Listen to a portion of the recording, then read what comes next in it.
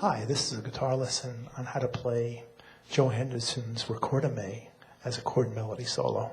And it's a pretty interesting tune. It's got a lot of key changes, some interesting chords, some interesting picking techniques, and I hope you'll find it a lot of fun.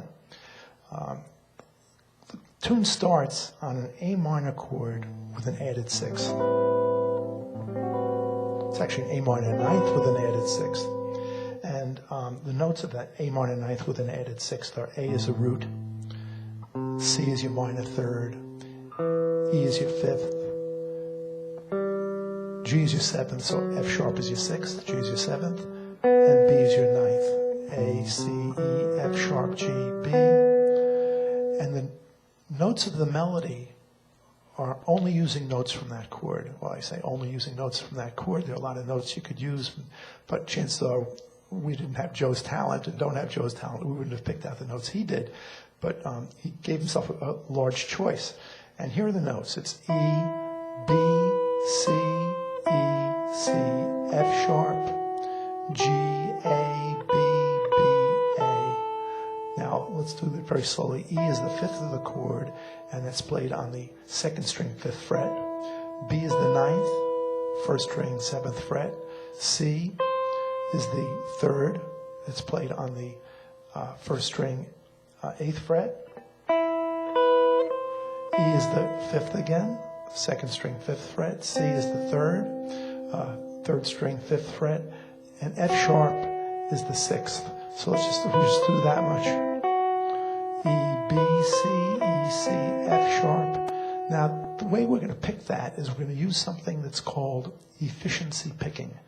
And efficiency picking means that when you're going from a lower string to a higher string, you're going to pick down on the higher string. When you're going from a higher string to a lower string, you're going to pick up on the lower string. So even if you're picking two upstrokes in a row or two downstrokes in a row, that's okay. Even though you've probably been told from alternate picking, you're always picking up and down, up and down. Well, with efficiency picking, you don't always do that. And there's no always anyway in music. It's what always works, and sometimes it's the oddest thing that works. So the picking here is up, down, up, up, up, down. So you're starting on the E with an upstroke, and the E is the second string, fifth fret. B is down, first string, seventh fret. C is up, first string, eighth fret. E is up, second string, fifth fret. C is up, third string, fifth fret. F sharp is down. So it's up, down, up, up, up, down, up, down, up, up, up, down, up, down, up, up, up, down. Now that may feel very strange for you, strange to those who have never done that before, and it doesn't come automatically. You know, you can expect to work on this for weeks and months before you get it really smooth, but it really pays in terms of getting you some speed on your instrument. Okay, so let's do that one more time. And there's your first chord. So it's up, down, up, up, up. And there's your first chord on a downstroke. And remember, we were talking about the A minor ninth chord with an added sixth. And the sixth is the melody note. That's the F sharp, and you're getting that on the second string, seventh fret. C is the third, you're getting it on the third string, fifth fret. And G is the seventh of the chord, and you're getting that on the fourth string, fifth fret. So you're really playing a third, which is the C, the seventh, which is the G, and the sixth. And if you can get thirds and sevenths in your chord, you can almost play just thirds and sevenths and not the rest of the chord, especially if you're working with a bass player. You really get the thirds and sevenths are considered the essence of the chord and really provide the basic sound of it. So it's a very, very important two notes, and we always try and get those if we can. So here it is.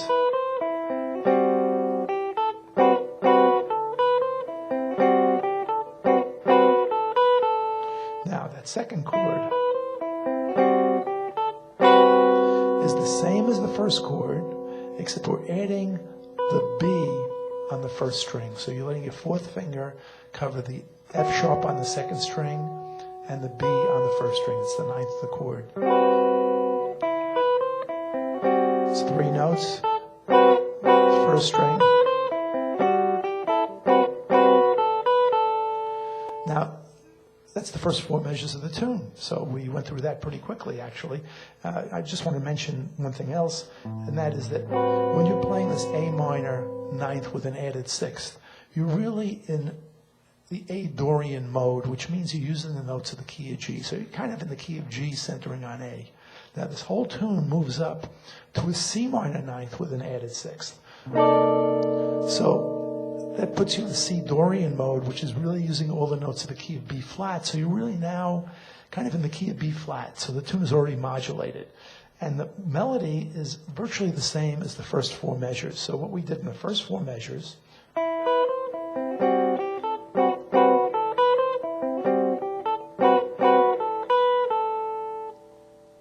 jump to the D, which is the ninth.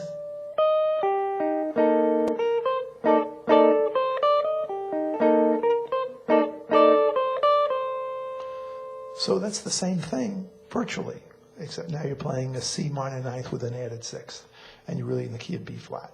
So, and the same picking techniques.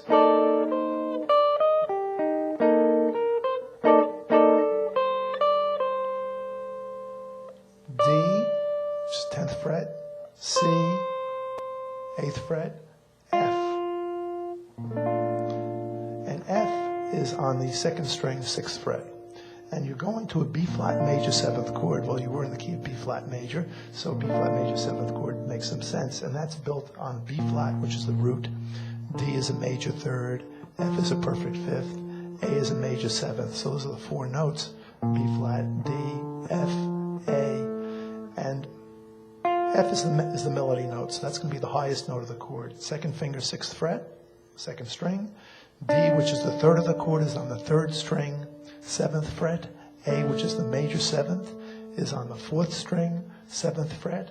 And B flat, which is the root, is on the 6th string, 6th fret. And any note that you're not fingering is muted.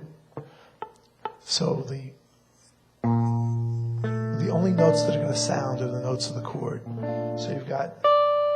Now you notice I didn't just jump into the chord. I played D, C, F, and then the chord. Now, you can jump right into the chord. It's more of a challenge, but I actually think that playing the single melody note and then the chord sounds better. So...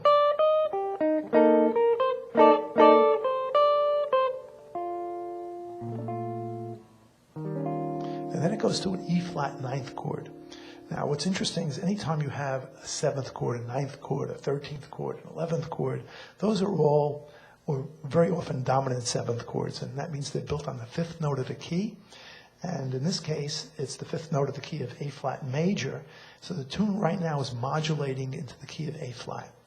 And the notes in an E flat ninth chord are: E flat is the root, G is the 3rd, B flat's the 5th, D flat is the 7th, and F is the 9th. Now the 9th is your melody note. So there's the F, that's on the 2nd string, 6th fret, D flat on the 3rd string, 6th fret, G on the 4th string, 5th fret, and E flat on the 6th string, 5th string, sorry about that, 6th fret. And you're only going to play those four notes. You're not going to play the 1st string, even though it's part of the E flat ninth chord, because the melody note is the F.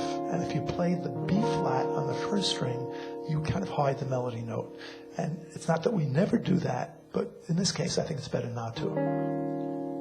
So we've got B flat major 7th, E flat 9th, E flat, F, E flat's on the 2nd string, 4th fret, F is on the 2nd string, 6th fret, and we're still on that E flat 9th, but now the melody note is actually the 13th of the chord, so we're going to play an E flat 13th chord. So C is the 13th, 8th fret, 1st string, 4th finger, G on the 2nd string, 8th fret, that's the 3rd of the chord. D flat is the 7th of the chord, 3rd string, 6th fret.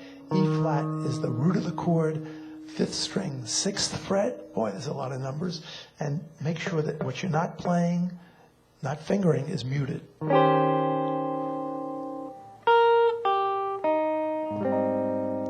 that's that E flat 13th, B flat, G, and These are A flat major 7th. You can play the E flat first and then play the chord. And that A flat major 7th is just the same as the B flat major 7th. It's just a whole step lower.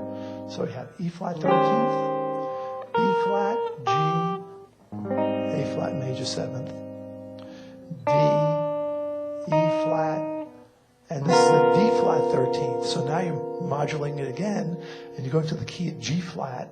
You're playing A flat, F, and this is a G flat major 7th. It's the same as the A flat major 7th, just the whole step lower. G minor 9th. G minor 9th is G is the root. B flat is the 3rd. It's a minor 3rd. D is the 5th, the perfect 5th. F is the 7th, and A is the 9th. The 9th is the melody note. G is on the 6th string, 3rd fret. F is on the 4th string, 3rd fret. B flat is on the 3rd string, 3rd fret. I hope I've been saying 3rd fret all along. B is on the 2nd string, 3rd fret, and A is on your 1st string with your 4th finger, 5th fret. So there's your G minor 9th. There's a C 9th chord. It's the same as that E flat 9th chord, but this time we're playing the 1st string as well, because that's where the melody note is, to F major 7th. So you see you modulate it to F major now. And F major 7th is the same as the G flat major 7th, which is the same as the A flat, and so on and so forth. And it goes to an E 7th chord with a raised 9th. And let's talk about how that's built. E 7th is E is the root, G sharp is the 3rd, major 3rd, B is the 5th, the perfect 5th, D is the 7th, F sharp would be the 9th. We're raising it a half step, it becomes a G. So we're playing a G on the 2nd string, 8th fret with our 4th finger, D on the 3rd string, 7th fret with our 3rd finger, G sharp on the 4th string, 6th fret with our 1st finger, and we're playing a B on the 6th string, 7th fret. So we're playing the 5th of the chord, the 3rd of the chord, the 7th of the chord, the 9th of the raised 9th. So it's F major 7th. So that's the whole tune.